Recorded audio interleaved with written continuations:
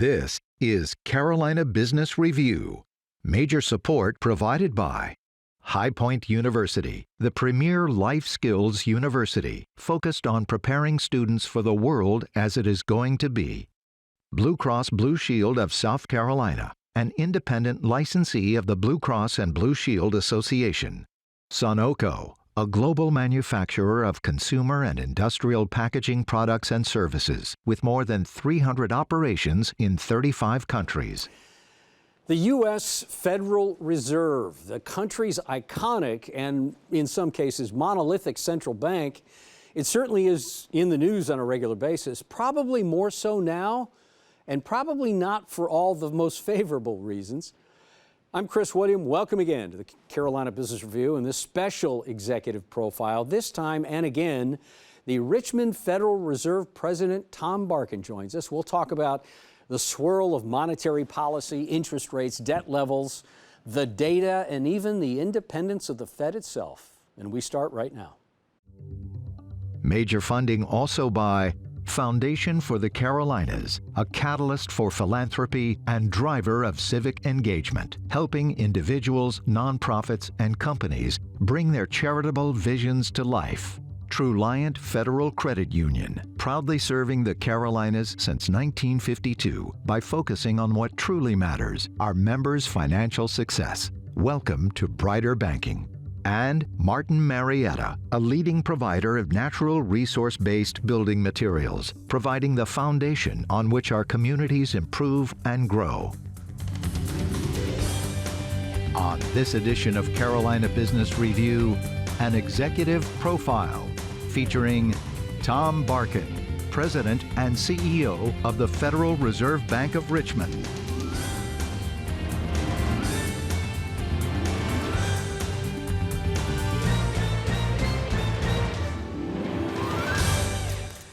Hello, welcome again to our program. Thank you for supporting it. President Barkin, welcome back. Always nice to have you in the Carolinas, sir. Yeah, no, thanks, Chris. Glad to be here. Thank you.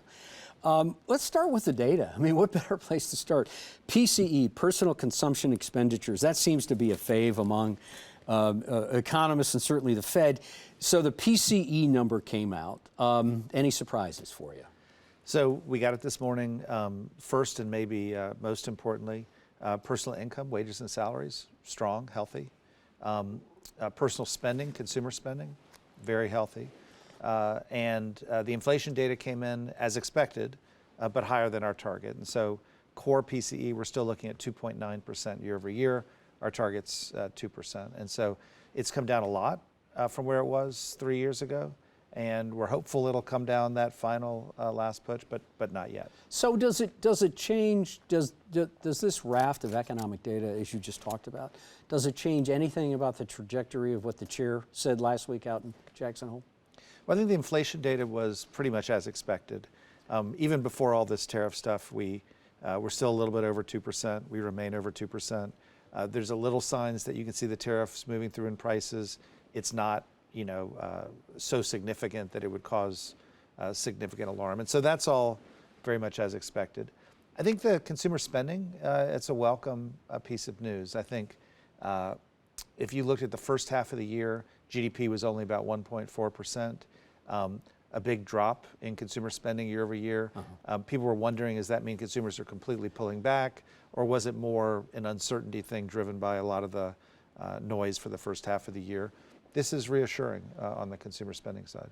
You talk about the way the consumer, I want to drill down a little bit in that, President Barkin, the idea that we've had this, and this is my term, sir, but the start again, stop again idea that a recession is looming, and we've been through this now 4 or 5 different fear cycles, if you will, the last 2 or 3 years.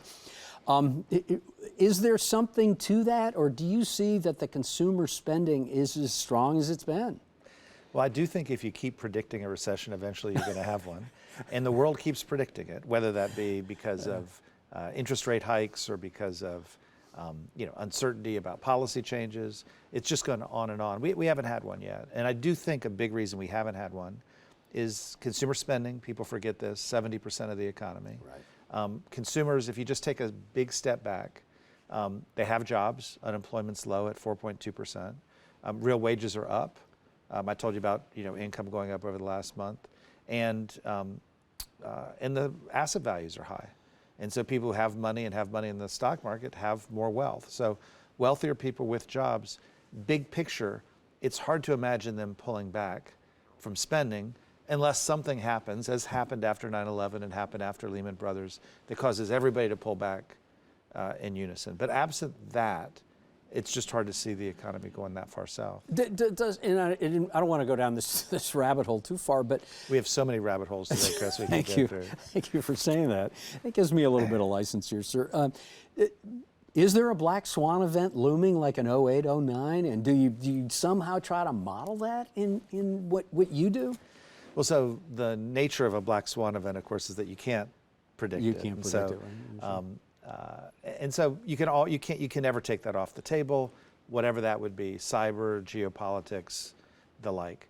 I will say though, if you reflect back on 2001 or you reflect back on 2008, businesses were rocking and rolling into both of those scenarios. I mean, people were investing, people were spending, people were hiring. And then all of a sudden something sudden came and people pulled back. I keep saying this and I believe it. People have been scaling back now for the last 2.5 years because of all these recession predictions. In what way? On their debt levels? Lower hiring, lower investment. And so if you think about it, people have been cautious. They've seen a recession coming, and in particular when the interest rates started going up, everyone was predicting it. And so businesses have been just a little cautious. Over the last 6-9 months in the context of a lot of changes in policy, people have been cautious. I've been describing it as it's hard to drive through fog. Yeah. And if it gets really foggy, you're not going to put your foot on the brake or on the gas. You're just going to pull over and put on the hazards. That's what businesses have been doing. They've been pulled over with the hazards on. The way that shows up is, let's downsize a little bit, but not lay off, use attrition. Maybe let's defer on this investment. All that means, if you do have a black swan, it's always a risk. I'm just not sure businesses are so forward-leaning as they were in 07 and 08, as they were in 00 and 01. And so I think the damage, if you have one, is likely to be less.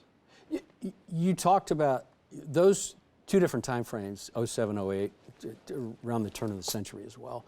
Asset levels were high, real assets and financial assets, in fact. Asset levels are pretty high now. So does that factor in the conversation that goes on around the table at the Fed?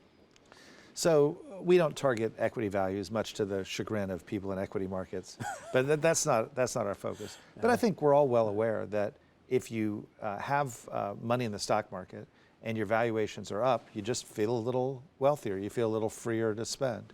By the same token, when asset values go down, and they always go up and go down, when they go down, people feel a little less wealthy and a little less willing to spend. And so there is a risk there. But it's not the case, even a big correction. 87, early in my career, we had a very big correction. It didn't bring the economy down, right? So I'm not sure that that's the driver. It's certainly in the background a driver. Do you personally worry when you see asset levels? And fixed income's a different animal because, of course, it's interest rate related directly. But equity assets, do you think, I don't want to put words in your mouth, sir, but as the Fed drops rates, it pushes equity levels higher. Historically, it does that. So do you worry that there's a bubble forming at the top of some of these equity prices? Well, as a personal investor, I could share my points of view, which I'm going to choose not to do.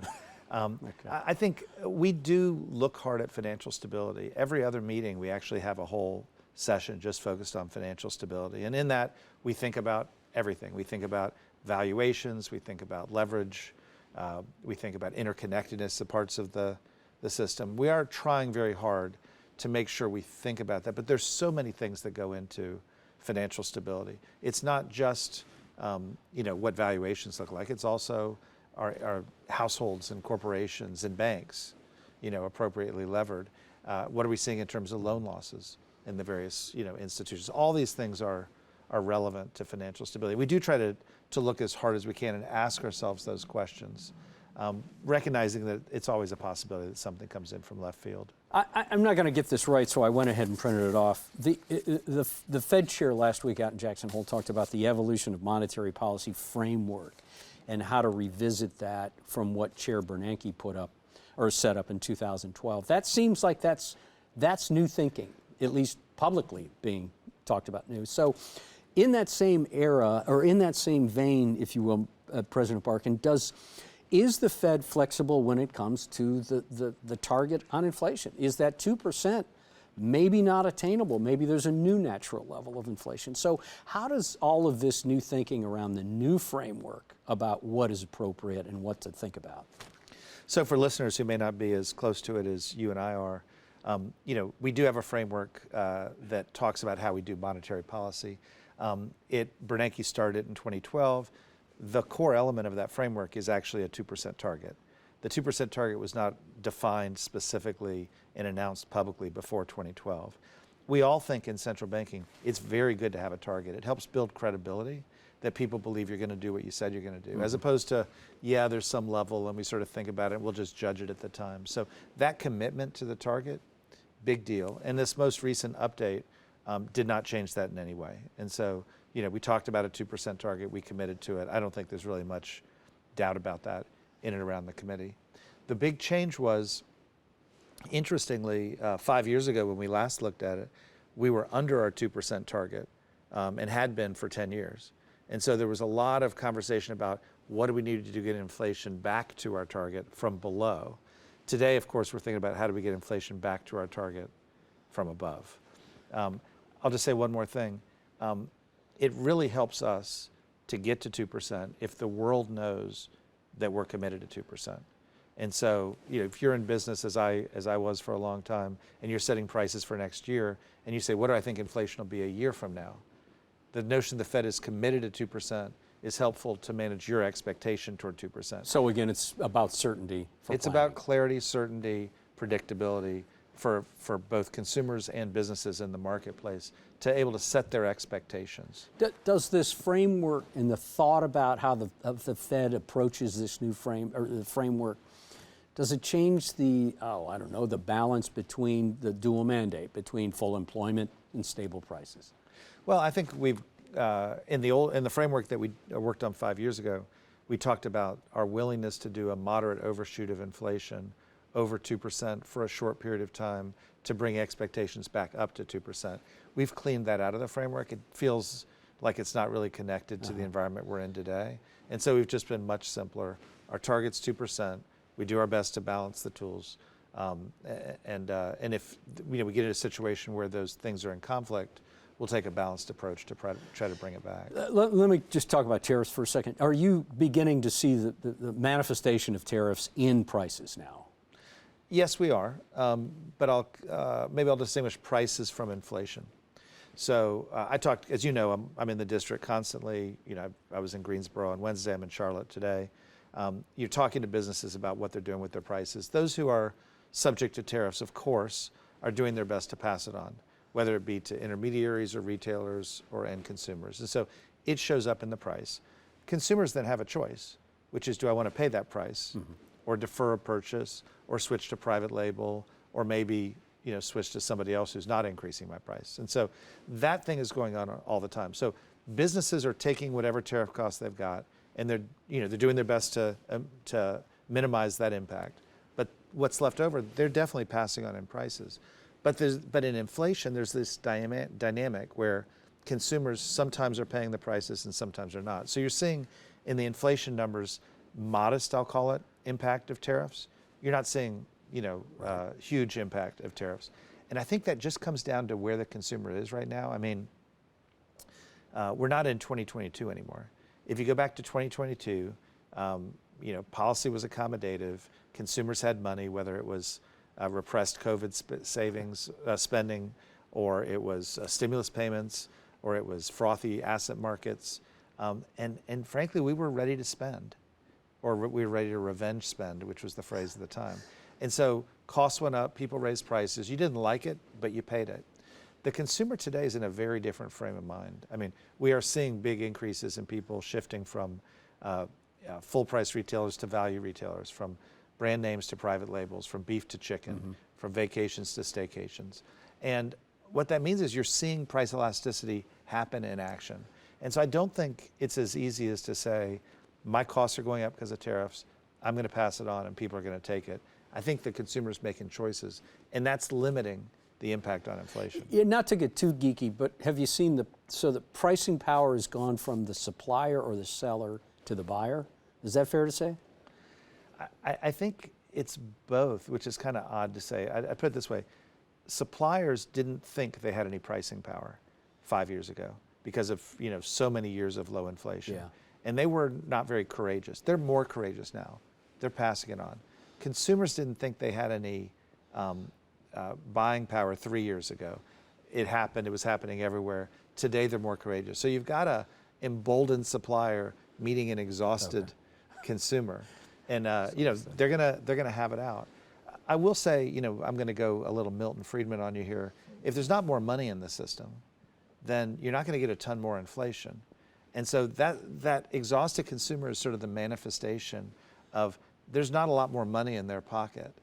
Now, that's not true for all consumers. The wealthy consumer is still very wealthy. But the low and moderate, they don't have the wherewithal to just pay a lot more money. So where's that going to come from? That's the issue. I know we're going to run out of time if I keep chasing some of these down. The independence of the Fed. Governor Lisa Cook under fire from the Trump administration. We're not going to unpack that because you couldn't anyway.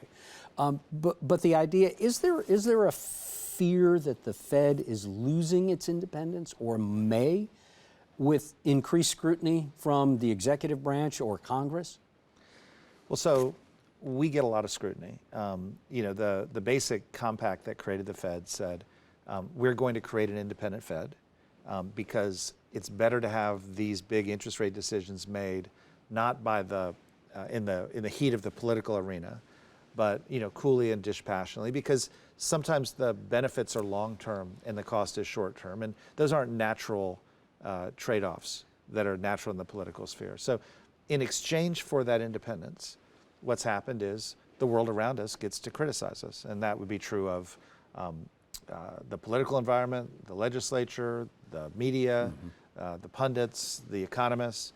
All of that's true. So I don't think there's much new in getting criticized, and we have to welcome that. If you're going to be given the privilege of making policy for the economy, you've got to welcome and frankly listen to criticism and critiques from all sides. And I think that's one, I'll call it armor, you get to put on very clearly when you take on these roles. So to Lisa Cook, and not just about Lisa Cook or any Fed governor, but with the removal of any single governor, or the addition of any governor to the Federal Reserve Board, would that impact the market or would that impact the operation of the Fed? Well, we've had a lot of governors come and go, during my tenure. And, my observation is, when you show up, you've been confirmed by the Senate, you come into the room, you feel a pretty weighty sense of responsibility. You've been chartered to try to make the right decisions for the U.S. economy. And to this point of critique and criticism, 2, 5, 10 years from now, when you're done with your span as a president or governor, you'll be evaluated based on how the U.S. economy did and the choices you made. And so I guess I hope and I expect that whoever walks into these governor jobs is going to have that same sort of weighty sense of responsibility that I have. Let's talk about the Carolinas economy. You do travel the district. The district is larger than North and South Carolina. North and South Carolina have posted some pretty amazing gains. I think we all know that. Certainly, once again, North Carolina is rightly celebrating the fact that CNBC said for the third time in 4 years they are the best state for business. I think Virginia got the other one, so my entire district is so doing your entire great. District. Are you do your counterparts say anything to you about that? Oh, I think the governors have a good-hearted set of exchanges about that when the number one job goes up or goes down. But to the point, when you look across the district, specifically the Carolinas, do you worry about the overheat of what is going on there, the growth, the capital investment needed, the cost of living rise, et cetera, et cetera? Well, so one man's overheat is another man's prosperity, and you just have to think about it. I guess the states in this country are very envious of the Carolinas. The Carolinas are growing at about 2% a year workforce. Virginia's are roughly flat. Maryland, D.C., West Virginia are down, actually year over year in workforce. Maybe because of the workforce, or what's attracted the workforce is housing. Again, the Carolinas, North and South Carolina, both in the top 4 in terms of building housing. Virginia would be in the teens, those other states would be behind that. And so you've got a very positive flywheel going in the Carolinas where people are moving in, employers are seeing that, and perhaps because they've got housing, employers are seeing that and adding facilities that attracts more workers, we build more houses. So I think all that's very positive. Now, growth that's not well managed sometimes can have negative side effects. Traffic is a classic example. And so I've been in places in the Carolinas where, communities are not excited about even more growth. But I don't know. I think big picture, if you want to succeed as an entity, productive growth is a very positive thing. The issue isn't have less growth. The issue is make sure you're managing the second order consequences so that you don't create that kind of resistance. So it's a good problem, obviously high class problem, but the idea that you've got Jet Zero or Scout Motors or take any announcement, and is there a disconnect between those jobs that are being posted and the talent that are chasing those jobs? The imbalance there, is that a concern? Well, there will be, and I mean, I'll throw AI in here as well. I mean, we're in this interesting situation as a country where, we're still growing, but the jobs that are growing are not necessarily the jobs that everyone wants to do. A great example is the care profession. We're going to need more elder care people. We're already short child care people. Nurses and teachers are an issue. Those are jobs that, probably aren't going to be replaced by AI, right? On the other hand, you've got a lot of folks who, maybe worked in big companies doing, data gathering and research that might end up being displaced by AI. Are those people going to want to go in the care professions? I think that's, the big kind of issue, not dissimilar from what we went through in the Rust Belt 20 years ago. The jobs that are coming, you mentioned Jet Zero, it's going to Greensboro. Greensboro, of course, has a pretty sizable, I'll call it avionics sort of ecosystem. Yeah. That's all very attractive. But I'm sure they're going to need more people with those kind of skills. They're going to have to invest in it.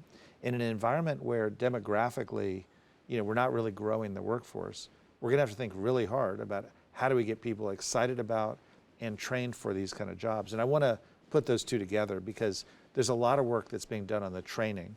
A lot of the community colleges or technical schools, are investing in that kind of trades training. But you got to get people into the programs.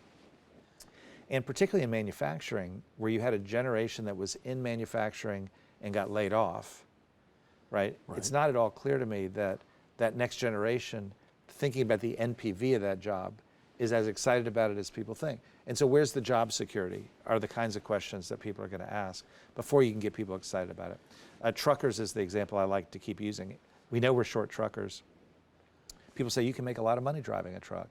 That's all fine, but if all we're talking about is autonomous trucks. Oh, that was the question. Then why would someone go make their career in trucking? And so I think the folks who are trying to hire for these jobs are going to need to paint a picture, not just of what the job looks like today, but what the career path looks like tomorrow. Do you think the autonomous fear or the AI fear has people paralyzed about chasing down maybe a new career? Because they're worried about, well, it's going to wipe out this, it's going to wipe out that. We're definitely seeing an environment where quits are down, voluntary quits are down. Interesting. Part of that is because companies aren't hiring as much, and so the job prospects don't look as good. But I think this goes back to the recession conversation we had earlier, where it's not just employers that have been predicting a recession, it's employees. And you don't want to get out in the market and then find yourself stuck in a world where you're not sure where the next job is. And so it's a little clogged, I'll say, that system. Is there we've got less than 2 minutes left, sir, and is there one data point that you will always look at? You always make sure that that's one of the ones that you survey when you start to get your head around how you're going to feel and how you're going to vote in the future about rate cuts? Well, so we're in a world of a lot of uncertainty, and I'll say the data I look at has to adjust to the world I'm in. So right now, where we've got this low fire environment, I'm really nervous about whether that would shift. And so I'm looking at initial unemployment claims, which came in yesterday, again, relatively low, as an indicator for, whether something's going to change in the job market. On the consumer side, on the business side and spending side, I look at consumer spending and I monitor weekly credit card spending.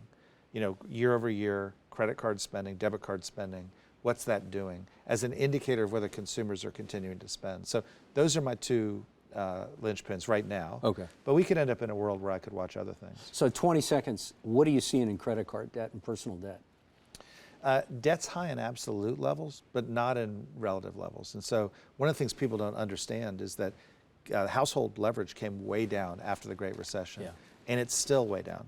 And so of course there's some delinquencies in lower income folks, and that's not a good thing. But overall, credit card debt as a percent of GDP is not all that high. Thank you. It's encouraging, and probably where we need to end. President Barkin, I always appreciate you taking time to be on the program and being open and candid enough with your answers. So thank you. Good to see you. Great to be here, Chris. Thanks for doing this. Thank you. Until next week, I'm Chris William. Hope your weekend is good. Back to work. School's out, or school's in. Good night. Gratefully acknowledging support by Martin Marietta, Truliant Federal Credit Union, Foundation for the Carolinas, Sunoco, Blue Cross Blue Shield of South Carolina, High Point University, and by viewers like you. Thank you.